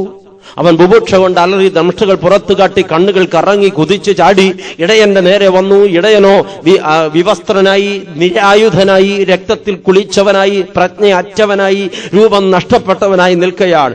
എന്നാൽ ഒരു ദ്വന്ദ്വ യുദ്ധത്തിന് അവൻ തയ്യാറായി. പ്രിയരെ, അവൻ ഈ സിംഹത്തെ വെറും കയ്യോടെ കടന്നു പിടിച്ചു. പിന്നെ അവിടെ നടന്നതൊരു ജീവൻ മരണ പോരാട്ടമാണ്. 5 മിനിറ്റോ 10 മിനിറ്റോ അല്ല, 3 നാഴിക മുഴുവൻ, 3 നാഴിക നേരം അവിടെ നടന്നതൊരു ഘോര യുദ്ധമാണ്. പ്രിയരെ, ഈ പെൺകുടി ആ മരത്തിന് കീഴിലേക്ക് മാറി മുട്ടുകുത്തിയിരുന്നവൾ വിലാപം കഴിച്ചു. ദൈവമേ, എന്നെ വീണ്ടെടുക്കാൻ വന്ന ഈ പുരുഷൻ ആരെന്ന് എനിക്ക് അറിയില്ലല്ലോ. നീ അവന് ശക്തി കൊടുക്കണം, ശക്തി കൊടുക്കണം, ശക്തി കൊടുക്കണം, ശക്തി കൊടുക്കണം. 3 നാഴിക നീണ്ടുനിന്ന ഘോരമായ യുദ്ധത്തിൽ ആര് ജയിക്കും, ആര് തോൽക്കും, ആർക്കും അറിയില്ല. അവസാനം ഒരു നിമിഷത്തിൽ ഈ ഇടയനാ സിംഹത്തിന്റെ തല ചവിട്ടി തകർത്തു. തലച്ചോറ് പുറത്ത് ചിതറിക്കിടന്നു. ഈ ഇടയൻ അതിന്റെ നെഞ്ചുകൂട് ചവിട്ടി ഉടച്ചു. ആ കൊന്നിട്ട സിംഹത്തിന്റെ നെഞ്ചുകൂടിൽ ചവിട്ടി അവൻ ഉയർത്തെഴുന്നേറ്റ് നിന്ന് അമറി വിളിച്ചു. ദൈവമക്കളെ, അവന്റെ ജയഭേരി ആ താഴ്വരയെ കിടുകിടാ വിറപ്പിച്ചു. ഒരു നിമിഷം ഈ പെൺകൊടി ചാടി എഴുന്നേറ്റവൾ പാഞ്ഞു ചെന്നു. ആ ഇടയൻ ആ നിമിഷം പ്രജ്ഞയറ്റവനായി തളം കെട്ടിക്കിടന്ന രക്തത്തിലേക്ക് മറിഞ്ഞു വീഴുകയായിരുന്നു. നിലം തൊടും മുമ്പ് അവൾ 2 കൈകൊണ്ടും അവനെ താങ്ങിയെടുത്തു. ആ തളം കെട്ടിക്കിടന്ന രക്തത്തിൽ അവൾ ചമ്രം പടിഞ്ഞിരുന്നു. ഇടയനെ തന്റെ മടിയിലേക്ക് കിടത്തി. അവന് ചുണ്ടുകൾ ഉണ്ടായിരുന്നില്ല ചിരിക്കാൻ. അവന്റെ കണ്ണിന്റെ തടങ്ങളെല്ലാം പറിച്ചെടുക്കപ്പെട്ടിരുന്നു. ഒരു കണ്ണ് പുറത്തേക്ക് തൂങ്ങിക്കിടപ്പുണ്ടായിരുന്നു. കാതിന്റെ സ്ഥാനത്തൊന്നും ഉണ്ടായിരുന്നില്ല. സിംഹം അത് കടിച്ചും മാന്തിയും എടുത്തിരുന്നു.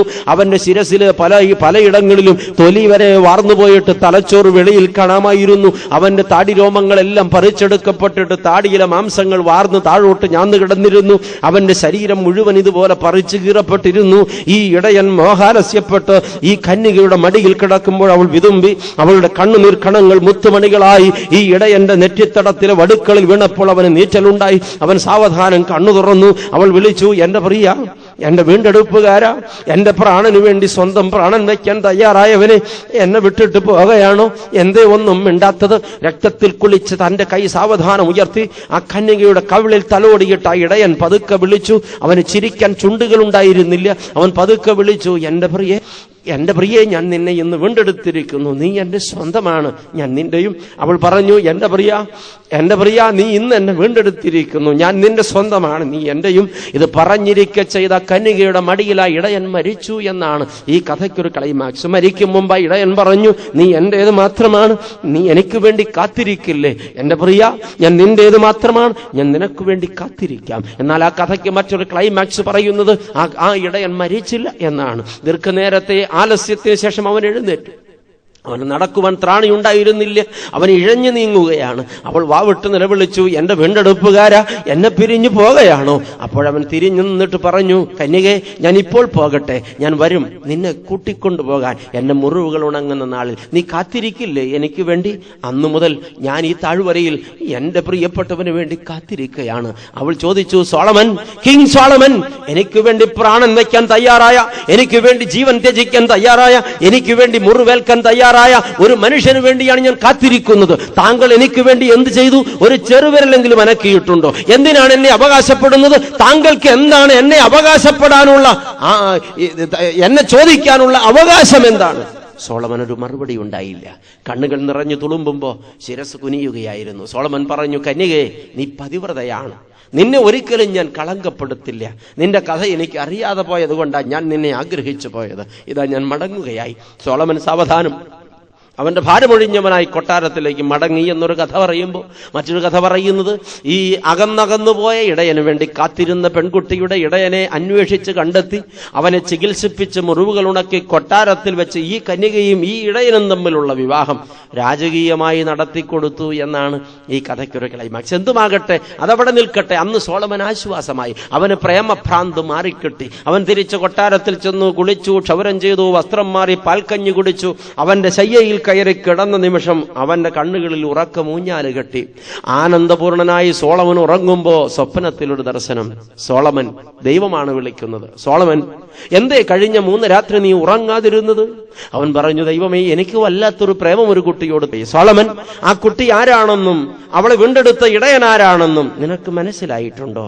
ഇല്ല കർത്താവേ, മനസ്സിലായില്ല. നീ അറിയണം, അവൾ ഒരു സിമ്പിൾ മാത്രമാണ്. നോക്കുക, ഈ ഭൂമിയിലുള്ളതായ മാനവകുലത്തിന്റെ പ്രതീകമാണ് ഈ ശൂലേമി എന്ന കറുത്ത സുന്ദരി. അവളെ വീണ്ടെടുക്കുവാൻ അവൾ ക്രൂരസിംഹമായ പിശാചിന്റെ പിടിയിൽ കിടന്ന് പ്രാണവേദനയാൽ നിലവിളിക്കുമ്പോ സ്വർഗമാകുന്ന മാമലകൾക്കപ്പുറത്ത് നിന്ന് ആകാശം കീറി ഭൂമിയിൽ ഇറങ്ങി വന്ന് മാനവകുലത്തെ വീണ്ടെടുക്കാൻ വേണ്ടി കാൽവരി ക്രൂശിൽ പിശാചുമായി ഘോരയുദ്ധം ചെയ്ത് 3 നാഴിക നേരം ക്രൂശിൽ പിടഞ്ഞ് മാനവകുലത്തിനു വേണ്ടി മരണം വരിച്ച മശിഹായാണ് ആ വീണ്ടെടുപ്പുകാരനായ മണവാളൻ. നോക്ക് സോളമൻ, ഈ സത്യം നീ ഇന്ന് മനസ്സിലാക്കണം. ഞെട്ടിപ്പിടഞ്ഞെഴുന്നേറ്റ സോളമൻ ഉറക്കം പോകാൻ കയ്യും കാലും മുഖവും കഴുകി തൂലിക മഷിയിൽ മുക്കി അവൻ എഴുതാൻ തുടങ്ങി ആ അലൗകിക പ്രേമത്തിന്റെ കഥ. ഹല്ലേലൂയ. ഇവിടെ വർണ്ണിക്കപ്പെടുന്ന ഈ കറുത്ത സുന്ദരി ശൂലേമി സഭയാം മണവാട്ടിയാണ്. ഇവിടെ വർണ്ണിക്കപ്പെടുന്ന വീണ്ടെടുപ്പുകാരനായ ആ ഇടയൻ സ്വർഗത്തിൽ നിന്ന് ആകാശം കീറി ഇറങ്ങി വന്ന കോമളരൂപിയായ സുനേത്രനായ പവിഴ നിറമുള്ളവനായ നാസറായ വ്രതക്കാരനായ ക്ഷൗരക്കത്തി തൊട്ടിട്ടില്ലാത്ത പുരുഷരിൽ പൂർണ്ണനായ ദൈവപുത്രനായ മശീഹയാണ്. ഹല്ലേലൂയ. കാൽവരിയിൽ നടന്ന യുദ്ധമാണ് ഇപ്പോൾ വർണ്ണിക്കപ്പെട്ടത്. ജയം ധരിച്ചത് ഈ ഇടയനാണ്. ഈ ഇടയൻ ഒരു വാക്ക് പറഞ്ഞിട്ടാ പോയത്, ഞാൻ പോകുന്നു, അത് നിങ്ങൾക്ക് നല്ലതാണ്, ഞാൻ വീണ്ടും വരും, വീടൊരുക്കിയ ശേഷം നിങ്ങളെ കൊണ്ടുപോകാൻ. യോഹന്നാൻ എഴുതിയ സുവിശേഷം 14-ാം അധ്യായം ആരംഭം കുറിക്കുന്നത് ഇങ്ങനെയാണ്: നിങ്ങളുടെ ഹൃദയം കലങ്ങിപ്പോകരുത്, ദൈവത്തിൽ വിശ്വസിപ്പീൻ, എന്നിലും വിശ്വസിപ്പീൻ. എന്റെ പിതാവിന്റെ ഭവനത്തിൽ ഒന്നല്ല അനേകം കൊട്ടാരങ്ങളുണ്ട്, ഇല്ലെങ്കിൽ ഞാൻ നിങ്ങളോട് ഇല്ല എന്ന് പറയുമായിരുന്നു. ഉണ്ട്, ഞാൻ നിങ്ങൾക്ക് വേണ്ടി കൊട്ടാരങ്ങൾ ഒരുക്കാൻ പോകുകയാണ്. ഞാൻ പോയി കൊട്ടാരങ്ങൾ ഒരുക്കി കഴിഞ്ഞാൽ പിന്നെ ഞാൻ ഇരിക്കുന്ന ഇടത്ത് എന്നോടുകൂടെ നിങ്ങളെയും ഇരുത്താൻ പിന്നെയും വന്ന് നിങ്ങളെ ഞാൻ എന്റെ സന്നിധിയിൽ ചേർത്തുകൊള്ളുമെന്ന് വാക്കു പറഞ്ഞിട്ട് ഒലിവുമലയുടെ ഉന്നതങ്ങളിൽ നിന്ന് സ്വർഗോന്നതങ്ങളിൽ കരയേറിപ്പോയ കർത്താവാകുന്ന മണവാളൻ വീണ്ടും വരും. അവന് വേണ്ടി കാത്തിരിക്കുന്ന പതിവ്രതയായ ശൂലേമിയാണോ സഭ? ആ പെൺകുടി അവളുടെ മണവാളന് വേണ്ടി സോളമനെ വേണ്ടെന്ന് പറഞ്ഞവളാ. ഇന്നത്തെ സഭയമ്മണവാട്ടിയുടെ കഥയെന്ന സോളമന്മാരെ വരിച്ച് സോളമനോടുകൂടെ ലോകയിമ്പങ്ങൾ ആസ്വദിച്ച് കർത്താവിനെ മറന്ന് പാപത്തിന്റെ പടുകുഴിയിൽ ജീവിക്കുന്ന നമ്മളോ പതിവ്രതയായ കർത്താവിന്റെ സഭ? വിവാഹ നിശ്ചയം കഴിഞ്ഞതാണ് നമ്മുടെ. നാം കർത്താവിന്റെ മണവാട്ടിയാണ്. സത്യസഭയിൽ അംഗമായി ചേർക്കപ്പെട്ട നിമിഷത്തിൽ, മാമോദീസായാൽ മുദ്രകുത്തപ്പെട്ട നിമിഷത്തിൽ, സ്വർഗത്തിലെ ജീവപുസ്തകത്തിൽ പേരെഴുതപ്പെട്ട നിമിഷത്തിൽ ഞാനും നിങ്ങളും നമ്മുടേതല്ല, തമ്പുരാന്റെ ഉടമസ്ഥതയിലായി. നമുക്കൊരു മണവാളനുണ്ട്. വിവാഹ നിശ്ചയം കഴിഞ്ഞതാണ്. അവൻ വീണ്ടും വരും. കാത്തിരിക്കണം, ഒരുങ്ങിയിരിക്കണം. മണവാളന്റെ എഴുന്നള്ളത്തിനായി ഭൂമിയിൽ സുഖലോലുപതയിൽ മുങ്ങി, ആഡംബരത്തിൽ മുങ്ങി, സ്വത്ത് സമ്പാദിച്ച് രാവും പകലും അധ്വാനിച്ച് പണമെന്ന ഒറ്റ വിചാരത്തിൽ ദൈവത്തെ മറന്ന് ലോക ഇമ്പങ്ങൾക്ക് പിന്നാലെ, ചെപ്പടി വിദ്യകൾക്ക് പിന്നാലെ, പണമുണ്ടാക്കാനുള്ള മാർഗങ്ങൾക്ക് പിന്നാലെ, ദൈവമക്കളെ ബിസിനസിന്റെ പിന്നാലെ, മറ്റ് ചിന്താഗതികൾക്ക് പിന്നാലെ ദൈവത്തെ മറന്ന്, പ്രാർത്ഥന മറന്ന്, ആരാധന മറന്ന്, ദൈവചിന്ത മറന്ന്, ബൈബിൾ വായന മറന്ന് ഈ ലോകത്ത് തലമുറ ജീവിക്കുകയാണ്. മക്കളെ ദൈവത്തിന് വേണ്ടി വളർത്താൻ മാതാപിതാക്കൾക്ക് താല്പര്യമില്ല. മക്കളെ തനിക്ക് വേണ്ടി വളർത്തുന്ന മാതാപിതാക്കളാണ് ഇന്നിന്റെ ശാപം. മക്കൾ ദൈവത്തിന്റെ ദാനമാണെങ്കിൽ മക്കളെ വളർത്തേണ്ടത് ദാനം തന്ന ദൈവത്തിന് വേണ്ടിയാണ്. ഇതെന്റെ കുഞ്ഞെന്ന് ചാപ്പയടിച്ചിട്ട് മക്കളെ തനിക്ക് വേണ്ടി വളർത്തുന്ന താൻ പ്രമാണിത്വത്തിന്റെ കാലമാണിത്. ദൈവമക്കളെ, ഇത് പറയുമ്പോൾ മയപ്പെടാൻ പറ്റില്ല. മാപ്പാക്കണം, നിങ്ങൾ കേൾക്കണം. ഈ തലമുറ പാതിവൃത്യഭംഗം സംഭവിച്ച തലമുറയാണ്. കർത്താവിനെ മറന്നുപോയ തലമുറ, കമ്പോളത്തിന് അടിമപ്പെട്ടു പോയ തലമുറ, പാപത്തിൽ നിലനിൽക്കുന്ന തലമുറ. തിരുത്തപ്പെടണം. നമ്മൾ വിവാഹ നിശ്ചയം കഴിഞ്ഞ മണവാട്ടിയ. നമുക്കൊരു മണവാളനുണ്ട്, മശിഹ എന്നാണ് അവന്റെ പേര്. ഇതുപോലെ പറിച്ചു കീറപ്പെട്ടവൻ, രൂപലാവണ്യം നഷ്ടപ്പെട്ടവൻ, ഇഞ്ചോടിഞ്ച് വൃത്തിഹീനമായി തകർക്കപ്പെട്ടവൻ, നഗ്നനാക്കപ്പെട്ടവൻ, കൽവരി ക്രൂശിൽ അപമാന ഭാരമേറ്റവൻ, കള്ളന്മാരുടെ മധ്യേ ക്രൂശിക്കപ്പെട്ടവൻ, ക്രൂശിൽ പിശാചിന്റെ തല ചവിട്ടി തകർത്തവൻ, നമ്മെ വീണ്ടെടുത്തവൻ. ഈ മണവാളനെ കുറിച്ച് നമുക്ക് ഒരു ഓർമ്മയുണ്ടോ? ശൂലേമി തന്റെ മണവാളനെ കുറിച്ച് പാടിയ ഒരു പാട്ടുണ്ട്. അത് നമ്മൾ ഏറ്റുപാടാറുണ്ട്. സഭയമ്മണവാട്ടി, ക്രിസ്തു അമ്മണവാളനെ കുറിച്ച് പാടുന്ന പാട്ടാണത്. അതിന്റെ അർത്ഥം ആരും ഗ്രഹിച്ചിട്ടുണ്ടെന്ന് അച്ഛന് തോന്നുന്നില്ല. നമ്മളൊക്കെ ഒരുപാട് പാട്ടുകൾ ഇങ്ങനെ പാടുന്നവരാ, പക്ഷെ അർത്ഥം ഒരിക്കലും ഗ്രഹിക്കാറില്ല. അർത്ഥം ഗ്രഹിച്ചാൽ ഈ പാട്ടൊന്നും നമ്മൾ പാടില്ല. ഇന്നും നമ്മൾ ചില പാട്ടുകളൊക്കെ പാടി. ഞാൻ ഈ പാട്ടുകളെ കുറിച്ചൊക്കെ ഓർത്ത് അമ്പരന്ന് പോകാറുണ്ട്. പ്രിയപ്പെട്ടവരെ, അത് ഞാൻ പിന്നാലെ പറയാൻ സമയം കിട്ടിയാൽ പറയാം. ഈ ശൂലേമിയുടെ പാട്ട് ഇപ്പോൾ ഒന്ന് പാടുകയാണ്. നിങ്ങൾക്കറിയും, നിങ്ങൾ എൻ്റെ കൂടെ പാടും. എന്നാൽ അത് പാടാനുള്ള അർഹതയുണ്ടോ എന്ന് പലവട്ടം ആലോചിച്ചിട്ടേ നാവുകൾ ചലിക്കാവൂ. എൻ പ്രിയനെപ്പോൾ സുന്ദരനായ ആരെയും ഞാൻ ഉലകിൽ കാണുന്നില്ല, മേലാലും ഞാൻ കാണുകയില്ല. എൻ പ്രിയനെപ്പോൾ സുന്ദരനായ ആരെയും ഞാൻ ഉലകിൽ കാണുന്നില്ല, മേലാലും ഞാൻ കാണുകയില്ല. സുന്ദരനാം മനോഹര നിന്നെ പിരിഞ്ഞി ലോകയാത്ര, പ്രാകൃതരാം ജാരന്മാരെ വാരിക്കുമോ വത്സല. മണ്ണെ പ്രതി മാണിക്യം വെടിയുകില്ല ഞാൻ, ഇല്ല മണ്ണെ പ്രതി മാണിക്യം വെടിയുകില്ല ഞാൻ. സർവാംഗ സുന്ദരൻ തന്നെ എന്നെ വീണ്ടെടുത്തവൻ, സർവസുഖ സൗകര്യങ്ങൾ അർപ്പിക്കുന്നേ ഞാൻ. അമ്മേൻ. സർവാംഗ സുന്ദരൻ തന്നെ എന്നെ വീണ്ടെടുത്തവൻ, സർവസുഖ സൗകര്യങ്ങൾ അർപ്പിക്കുന്നേ ഞാൻ. സുന്ദരനാം മനോഹര നിന്നെ പിരിഞ്ഞി ലോകയാത്ര, പ്രാകൃതരാം ജാരന്മാരെ വാരിക്കുമോ വത്സല. മണ്ണെ പ്രതി മാണിക്യം വെടിയുകില്ല ഞാൻ, ഇല്ല മണ്ണെ പ്രതി വെടിയുകില്ല ഞാൻ. യെരൂശലേം പുത്രിമാരൻ ചുറ്റും നിന്നു രാപകൽ എൻ പ്രിയനോടുള്ള അനുരാഗം കവർന്നിടുകിൽ. ആമേൻ. യെരൂശലേം പുത്രിമാരൻ ചുറ്റും നിന്നു രാപകൽ എൻ പ്രിയനോടുള്ള അനുരാഗം കവർന്നിടുകിൽ. സുന്ദരനം മനോഹര നിന്നെ പിരിഞ്ഞി ലോകയാത്ര പ്രാകൃതരാം ജാരന്മാരെ വാരിക്കുമോ വത്സല. മണ്ണെ പ്രതി മാണിക്യം വെടിയുകില്ല ഞാൻ. ഇല്ല, മണ്ണെ പ്രതി മാണിക്യം വെടിയുകില്ല ഞാൻ. ഈ ലോക സുഖ സൗകര്യങ്ങളാകുന്ന പ്രതാപങ്ങൾ മോടിയോടു കൂടി എന്നെ മാടി വിളിച്ചാൽ, ഈ ലോക സുഖ സൗകര്യങ്ങളാകുന്ന പ്രതാപങ്ങൾ മോടിയോടു കൂടി എന്നെ മാടി വിളിച്ചാൽ, സുന്ദരനം മനോഹര നിന്നെ പിരിഞ്ഞി ലോകയാത്ര പ്രാകൃതരാം ജാരന്മാരെ വാരിക്കുമോ വത്സല. മണ്ണെ പ്രതി മാണിക്യം വെടിയുകില്ല ഞാൻ. ഈ മണ്ണെ പ്രതി മാണിക്യം വെടിയുകില്ല ഞാൻ. വെള്ളത്തിൻ കുമിള പോലെ മിന്നി വിളങ്ങിടുന്ന ജഡിക സുഖങ്ങൾ എന്നെ എതിരേൽക്കുകിൽ. ആമേൻ. വെള്ളത്തിൻ കുമിള പോലെ മിന്നി വിളങ്ങിടുന്ന ജഡിക സുഖങ്ങൾ എന്നെ എതിരേൽക്കുകിൽ. സുന്ദരനം മനോഹര നിന്നെ പിരിഞ്ഞി ലോകയാത്ര പ്രാകൃതരാം ജാരന്മാരെ വാരിക്കുമോ വത്സല. മണ്ണെ പ്രതി മാണിക്യം വെടിയുകില്ല ഞാൻ. ഇല്ല, മണ്ണെ പ്രതി മാണിക്യം വെടിയുകില്ല ഞാൻ. പ്രേമമെന്നിൽ വർദ്ധിക്കുന്നൻ പ്രിയനോട് ചേരുവാൻ നാളുകൾ ഞാൻ എണ്ണി എണ്ണി ജീവിച്ചിടുന്നേ. ആമേൻ. പ്രേമമെന്നിൽ വർദ്ധിക്കുന്നൻ പ്രിയനോട് ചേരുവാൻ നാളുകൾ ഞാൻ എണ്ണി എണ്ണി ജീവിച്ചിടുന്നേ. സുന്ദരനം മനോഹര നിന്നെ പിരിഞ്ഞി ലോകയാത്ര പ്രാകൃതരാം ജാരന്മാരെ വാരിക്കുമോ വത്സല. മണ്ണെ പ്രതി മാണിക്യം വെടിയുകില്ല ഞാൻ. ഇല്ല, മണ്ണെ പ്രതി മാണിക്യം വെടിയുകില്ല ഞാൻ. ഈ പാട്ട് നമുക്കറിയാം, നമ്മൾ പാടാറുണ്ട്. ഈ പാടിയതും നമ്മുടെ ജീവിതവും തമ്മിൽ വല്ല ബന്ധവും ഉണ്ടോ? മണ്ണെ പ്രതി മാണിക്യം വെടിയില്ല. ഇന്ന് ജീവിക്കുന്നത് മണ്ണിനു വേണ്ടിയാണോ, മാണിക്യമാകുന്ന മശിഹായ്ക്ക് വേണ്ടിയാണോ? ഇന്ന് ജീവിക്കുന്നത് ലോകത്തിന് വേണ്ടിയോ, അതോ കർത്താവിന്റെ രാജ്യത്തിന് വേണ്ടിയോ? ഈ ഭൂമിയിൽ നമ്മുടെ നിയോഗം എന്താണ് പ്രിയരെ? കാൽവരി ക്രൂസിൽ നമുക്ക് വേണ്ടി രൂപഗുണം നഷ്ടപ്പെട്ട് രക്തത്തിൽ കുളിച്ച പഞ്ചമുറിവുകൾ തകർക്കപ്പെട്ട് മുൾക്കിരീടം ധരിക്കപ്പെട്ട് തകർക്കപ്പെട്ട് നമുക്ക് വേണ്ടി വീണ്ടെടുപ്പ് സാധിച്ച മശിഹായെ പ്രാപിക്കാനോ നമ്മൾ ജീവിക്കുന്നത്, അതോ ലോകത്തിന്റെ ഇമ്പങ്ങളിൽ മുഴുകാനോ? എന്തേ നമ്മുടെ അജണ്ട? എന്തേ നമ്മുടെ ലക്ഷ്യം?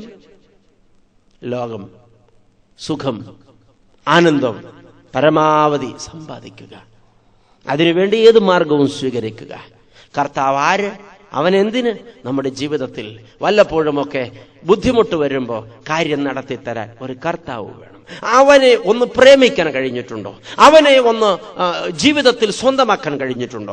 ഈ ദൈവവുമായി ജീവിതത്തിൽ ഉടമ്പടി വച്ചിട്ടുണ്ടോ? ശൂലേമിയെ പോലെ ഞാൻ കളങ്കം പറ്റാതെ നീ വരുവോളം നിനക്ക് വേണ്ടി കാത്തിരിക്കാം, ഒരിക്കലും ഞാൻ മറ്റൊന്നിനെ വരിക്കില്ല എന്ന് ഒരു തീരുമാനമെടുക്കാൻ ഇവിടെ ഇരിക്കുന്ന ആർക്കെങ്കിലും കഴിഞ്ഞിട്ടുണ്ടോ? ഉണ്ടെങ്കിൽ നമ്മുടെ ഇരിപ്പ് കാമ്യമാണ്. ഇല്ലെങ്കിൽ ദൈവമക്കളെ, ഈ ഇരിപ്പ് ഇത് ബുദ്ധിമുട്ടുള്ള വാക്ക്.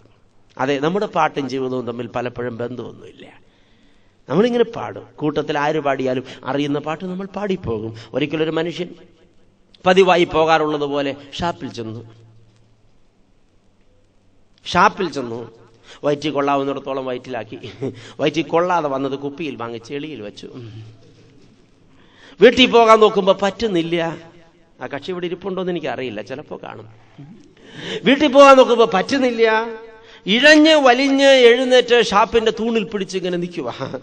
ഈ കക്ഷി ഇങ്ങനെ നിൽക്കുമ്പോഴാ ആ അപ്പുറത്തെ പറമ്പിൽ ഒരു സുവിശേഷ യോഗം നടക്കുന്നത്. അവരവിടെ ഭയങ്കര പാട്ടും ആരാധനയും ഒക്കെ നടത്തുക. അപ്പൊ ഇങ്ങർക്ക് ഭയങ്കര ഭക്തി ഉണ്ടായി. ഏത് ഈ ഷാപ്പിന്റെ തൂണിൽ പിടിച്ച് നിൽക്കുന്ന, വീണു പോകാതിരിക്കാൻ ആ തൂണിൽ ചാരി നിൽക്കുന്നത് ഈ മനുഷ്യന് ഭയങ്കര ഭക്തി ഉണ്ടായി. അയാൾ പറഞ്ഞു, കർത്താവേ മാപ്പ്, ഞാൻ നിന്റെ ഭക്തനല്ലയോ? സിയോൻ സഞ്ചാരി ഞാൻ, യേശുവിൽ ചാരി ഞാൻ പോകുന്നു കുരിശിന്റെ പാതയിൽ. എവിടെ ചാരി നിൽക്കുന്നത്? എവിടെ ചാരി നിൽക്കുന്നത്? ഷാപ്പിന്റെ തൂണിൽ. ഇപ്പൊ പാടിയതൊന്നും ഇതന്നെ ഈ ലോകത്തിന്റെ ശാപം. ദൈവമക്കളെ, ജീവിതവും പാട്ടും തമ്മിൽ ഒരു ബന്ധവുമില്ല. ഈ അടുത്ത നാളിലൊരു പുതിയ പാട്ട് ഞാൻ കേട്ട അമ്പരന്ന് പോയി. ആ പാട്ട് വല്ലാത്ത കുഴപ്പം പിടിച്ചൊരു പാട്ടാ. നിങ്ങൾ പാടുമായിരിക്കും എന്ന് എനിക്ക് തോന്നുന്നത്. പ്രിയപ്പെട്ടവര്, രാവിലെ ഭക്ഷണം ഉണ്ടാക്കാനുള്ള അരിയില്ല.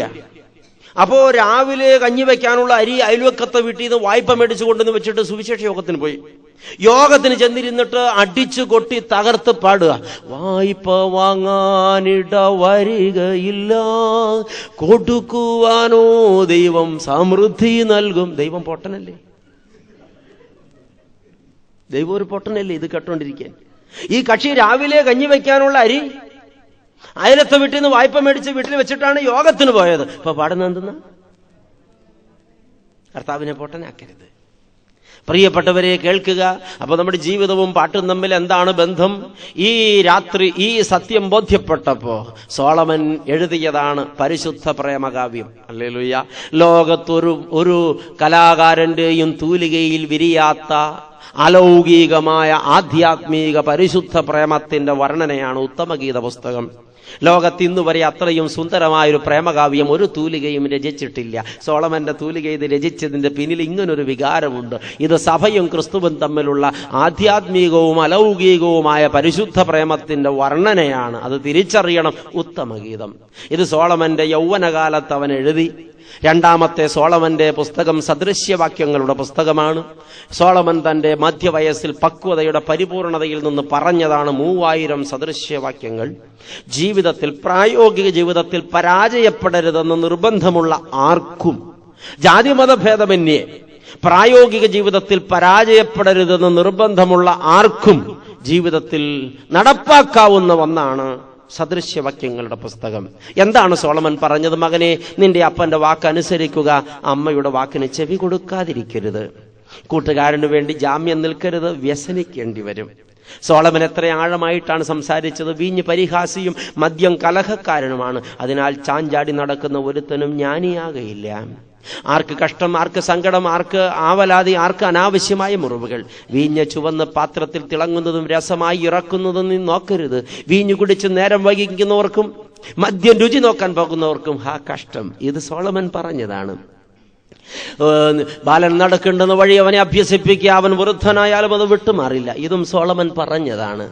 കലഹത്തോടുകൂടെ ഒരു വീട് നിറയെ യാഗഭോജനത്തെക്കാളും സ്വസ്ഥതയോടുകൂടെ ഒരു കഷണം ഉണങ്ങിയ അപ്പം ഏറ്റവും നല്ലത്. ഇതും സോളമൻ പറഞ്ഞതാണ്. സന്തുഷ്ട ഹൃദയം ലോകത്തെ ഏറ്റവും നല്ല ഔഷധമാകുന്നു. മരുന്ന് തേടി അലയുന്നവരെ, ഇന്ത്യയിൽ കിട്ടാഞ്ഞിട്ട് വിദേശത്ത് ഡോക്ടറെ തേടി പോകുന്നവരെ സന്തുഷ്ട ഹൃദയം ഏറ്റവും നല്ലൊരു ഔഷധമാകുന്നു. അത് ഇന്ന് തന്നെ പറയാൻ പറ്റിയാൽ പറയുന്നുണ്ട്. ദൈവമക്കളെ, ഇത് സോളമൻ പഠിപ്പിച്ചതാണ്. പ്രായോഗിക ജീവിതത്തിൽ പരാജയപ്പെടാതിരിക്കാൻ നടപ്പാക്കാവുന്ന ഏറ്റവും ഉത്തമമായ ഉപദേശ സംഹിതയാണ് സദൃശ്യവാക്യങ്ങളുടെ പുസ്തകം. നമ്മളത് വായിക്കാറുണ്ടോ? എന്നും നമ്മുടെ വീട്ടിലത് വായിക്കണം, അത് മനനം ചെയ്യണം, അത് നടപ്പാക്കണം. ഇത് അനുഭവ പരിജ്ഞാനത്തിൽ നിന്ന് പക്വതയുടെ പരിപൂർണതയിൽ സോളമൻ പറഞ്ഞതാണ്. 3000 സദൃശ്യവാക്യങ്ങൾ ഇരിക്കട്ടെ. സോളമന്റെ പേരിൽ രചിക്കപ്പെട്ട മൂന്നാമത്തേതും അവസാനത്തേതുമായ ഗ്രന്ഥമാണ് സഭാപ്രസംഗി. അതിൽ നിന്നാണ് നമ്മളൊരു കുറിവാക്യം വായിച്ചിരിക്കുന്നത്. എന്താണ് ഇതിന്റെ പശ്ചാത്തലം? സോളമൻ 60-ാം വയസ്സിൽ മരിച്ചുപോയി. 20-ാം വയസ്സിൽ രാജസിംഹാസനമേറി 40 വർഷം അവൻ ഇസ്രയേലിനെ വാണു. 60-ാം വയസ്സിൽ സോളമൻ ഒരു നാളിൽ കുളി കഴിഞ്ഞ് തന്റെ നിലക്കണ്ണാടിക്ക് മുമ്പിൽ നിന്നു. തന്റെ പ്രതിച്ഛായ കണ്ട് സോളമൻ ഞെട്ടി. ഇതാ ബദാം വൃക്ഷം പൂത്തിരിക്കുന്നു. കിളിവാതിലൂടെ നോക്കുന്നവരുടെ കാഴ്ച മങ്ങിയിരിക്കുന്നു. അരയ്ക്കുന്നവരുടെ എണ്ണം കുറഞ്ഞിരിക്കുന്നു. അരയ്ക്കുന്ന ശബ്ദം മന്ദമായിരിക്കുന്നു. അമ്പരന്ന് നിങ്ങൾ എന്നെ നോക്കുകയാണ്. ഇതെന്താണ് ഈ പറയുന്നത്? സോളമൻ പറഞ്ഞത് സഭാപ്രസംഗിയിലുണ്ട്. ഇതാ ബദാം വൃക്ഷം പൂത്തിരിക്കുന്നു, തലമുടി മുഴുവനും നരച്ചിരിക്കുന്നു. ഇവിടെ പൂത്ത ബദാം വൃക്ഷമുള്ള ചിലരൊക്കെ വന്നിട്ടുണ്ട്. ചിലർക്കാണ് ഈ പൂക്കാൻ ബദാം വൃക്ഷത്തിൽ പൂക്കളില്ല. ദൈവമക്കളെ, മുന്നോട്ട് സഞ്ചരിക്കട്ടെ. ബദാം വൃക്ഷം പൂത്തിരിക്കുന്നു, തലമുടി നരച്ചിരിക്കുന്നു, കിളിവാതിലൂടെ നോക്കുന്നവരുടെ കാഴ്ച മങ്ങിയിരിക്കുന്നു, പ്രായം ചെന്നതുകൊണ്ട് തിമിരം ബാധിച്ചിരിക്കുന്നു, അരയ്ക്കുന്നവരുടെ എണ്ണം കുറഞ്ഞിരിക്കുന്നു, പല്ല് പൊഴിഞ്ഞു പോയിരിക്കുന്നു. 20 ഉള്ള അത്തരം പല്ല് 60 കയ്യിലില്ല. അത് കയ്യിരുപ്പിൻ്റെതുമാകാം. ദൈവമക്കളെ, അതുകൊണ്ട് തന്നെ അരയ്ക്കുന്നവരുടെ ശബ്ദം മന്ദമായിരിക്കുന്നു. പല്ലുകൊണ്ട് അരയ്ക്കുന്ന ശബ്ദം മോണ കൊണ്ട് അരയ്ക്കുമ്പോ കേൾക്കില്ല, ഇല്ലേ? സോളമൻ ഇത് ആകെ ഒരു കാര്യം മനസ്സിലായി. ഇത് കാലാവസാനത്തിന്റെ ലക്ഷണമാണ്. ബദാം വൃക്ഷം പൂക്കുമ്പോൾ ഓർക്കണം, മരിക്കാറായി. കിളിവാതിലൂടെ നോക്കുന്നവരുടെ കാഴ്ച മങ്ങുമ്പോൾ ഓർക്കണം, മരണദൂതൻ അടുത്തുണ്ട്. അരയ്ക്കുന്നവരുടെ എണ്ണം കുറയുമ്പോൾ ഓർക്കണം, ഇനി ഒരുപാട് കാലം അരയ്ക്കേണ്ടി വരില്ല. അരയ്ക്കുന്ന ശബ്ദം മന്ദമാകുമ്പോൾ മനസ്സിൽ കാണണം ഒരു പെട്ടി, 6 അടി നീളമുള്ള ഒരു പെട്ടി. ആയിട്ടില്ല. സോളമൻ ഈ രൂപം കണ്ട് ഞെട്ടി, ഞാൻ മരിക്കാൻ കാലമായി. അയ്യോ, ഞാൻ മരിച്ചു പോകുമല്ലോ. അയ്യോ, ഞാൻ മരിച്ചു പോകുമല്ലോ. അയ്യോ, ഞാൻ മരിച്ചു പോകുമല്ലോ. ഇതിങ്ങനെ ഓർത്തോർത്തിരുന്നപ്പോ സോളമന്റെ നെഞ്ച് പൊട്ടി. അവനിൽ നിന്ന് വല്ലാത്തൊരു ശബ്ദം പുറപ്പെട്ടു. കേട്ടിട്ടുണ്ടോ? ഇല്ലില്ല, കേൾപ്പിക്കാറേ ഉള്ളൂ. ഇന്ന് ഈ പള്ളിയിൽ വന്ന ശേഷം 10-ലധികം പ്രാവശ്യം ഈ ശബ്ദം കേൾപ്പിച്ചവർ ഈ ഭാഗത്തുണ്ട്. ഇവിടെ നിന്നും കേട്ടു. അത്രയും സ്ട്രോങ് ആയിരുന്നില്ല. നെടുവീർപ്പ്. എന്താണ് പ്രിയപ്പെട്ടവരെ നെടുവീർപ്പ്? മനസ്സിന്റെ ഉള്ളിൽ ഒതുക്കി നിർത്തിയിട്ട് ഒതുങ്ങാതെ വരുന്ന മനോനൊമ്പരങ്ങൾ അണപൊട്ടി പുറത്തേക്ക് ബഹിർഗമിക്കുന്ന ശബ്ദമാണ് നെടുവീർപ്പ്. എപ്പോഴാ നെടുവീർപ്പുണ്ടാകുന്നത്? ജീവിതത്തിന്റെ സംതൃപ്തി നഷ്ടപ്പെടുമ്പോഴാ, മരണം പടികടന്നെത്തുമ്പോഴാ, ഒരു വല്ലായ്മ ജീവിതത്തിൽ കയറി വരുമ്പോഴാ. ഏറെ സമ്പാദിച്ചു വെച്ചവർക്ക് ഒരുപാട് നെടുവീർപ്പുണ്ടാകും. ഒന്നും സമ്പാദിക്കാത്തവർക്ക് നെടുവീർപ്പേ ഉണ്ടാകില്ല. കുറച്ച് സമ്പാദിച്ചവർക്ക് കുറച്ച് നെടുവീർപ്പുണ്ടാകും. ഒത്തിരി സമ്പാദിച്ചു വെച്ചവർ ഓർക്കൂ, ഞാനിതൊക്കെ ഇട്ടിട്ട് പോണല്ലോ, അയ്യോ ഞാനിതൊക്കെ ആർക്ക് കൊടുത്തിട്ട് പോവുക, അയ്യോ എന്റെ മക്കൾ ഇതിങ്ങനെ എങ്ങനെയായിരിക്കും നടത്തുക, ഇനി അവരെനിക്ക് പെട്ടി പോലും തന്നയക്കുവോ, ഞാൻ പോകേണ്ട സമയമായല്ലോ, ഓർത്തിട്ട് എനിക്കൊരു സമാധാനം കിട്ടണില്ല. പ്രായമേറെ ചെല്ലുമ്പോൾ ആർക്കും ഉണ്ടാകാവുന്നൊരു വികാരമാണിത്. ഒരു ദിവസം ഒരു വല്യപ്പൻ വീടിന്റെ വരാന്തയിലെ ചാരുകസേര കിടക്കുക. അടുത്ത് ഞാൻ ചെന്ന് നിന്നിട്ട് അപ്പച്ചൻ അറിഞ്ഞില്ല, മയക്കത്തില്ല. പതുക്കെ വിളിച്ചു, അപ്പച്ച. അപ്പോഴും അറിഞ്ഞില്ല. കൈ നീട്ടി ഞാൻ ഒന്ന് തോണ്ടി. അപ്പച്ച, അയ്യോ ആരാ? അയ്യോ അച്ഛനാ, പള്ളിയിലെ അച്ഛനാ. എന്തിനാ പേടിക്കണേ? എന്റെ അച്ഛ, ഞാൻ വിചാരിച്ച എന്നെ കൊണ്ടുപോയി.